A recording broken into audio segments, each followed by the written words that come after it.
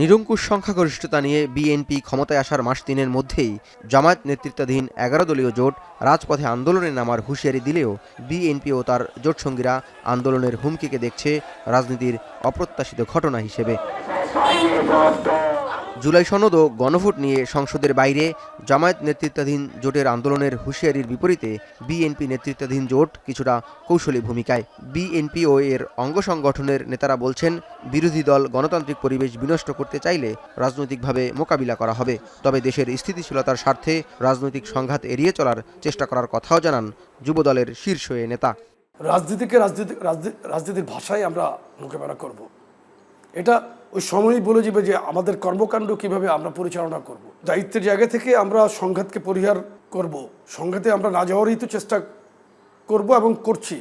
ইতিমধ্যে আপনি দেখেছেন যে আমাদের দলীয় প্রধানকে নিয়েও তারা অনেক অশালীন কথা বলছে, যেটা কাম্য নয়, মোটেই কাম্য নয়। কিন্তু আমরা কিন্তু এটার বিরুদ্ধে প্রতিক্রিয়া দেখাইনি বা আমরা কিন্তু কোনো সংঘাতে যাইনি।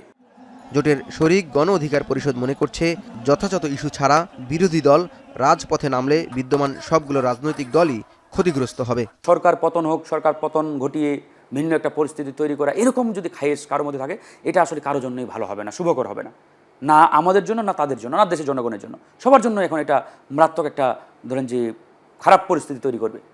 জামায়াত জোটের আন্দোলনে জনসম্পৃক্ততা নেই বলে দাবি বিএনপির। দলটির যুগ্ম মহাসচিব এমরান সালে প্রিন্স বলছেন, এখনই রাজপথে মুখোমুখি অবস্থানের কথা ভাবছে না তার দল। তবে অযৌক্তিক দাবির নামে কেউ দুর্ভোগ সৃষ্টি করলে জনগণকে সাথে নিয়ে মোকাবিলার কথাও জানান তিনি।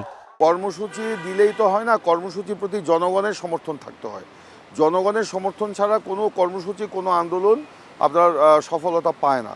এখন তারা যে বিরোধী দল যে কর্মসূচি দিচ্ছে, এটা তাদের নেতাকর্মীদেরকে মানে চাঙ্গা রাখার জন্য তারা এই কর্মসূচিগুলো দিচ্ছে। বিএনপি সবসময় রাজনৈতিকভাবেই এগুলো মোকাবেলা করবে বা করছে, এবং সেটা আপনারা দেখেছেন সংসদে মানে এগুলো জবাব দেওয়া হয়েছে। সংসদের বাইরেও আমরা কর্মকাণ্ড আমরা করছি। তবে হ্যাঁ, আমরা মানে এই থেকে রাজপথে মোকাবেলা করার কথা কিন্তু আমরা এখনও বলছি না। জুলাই সনদ ও গণভোট নিয়ে জামায়াত জোটের আন্দোলন ইস্যুকে আপাত দৃষ্টিতে গুরুত্ব না দিলেও যে কোনো পরিস্থিতির জন্য বিএনপি সজাগ থাকবে বলে বলছেন দলটির নেতারা।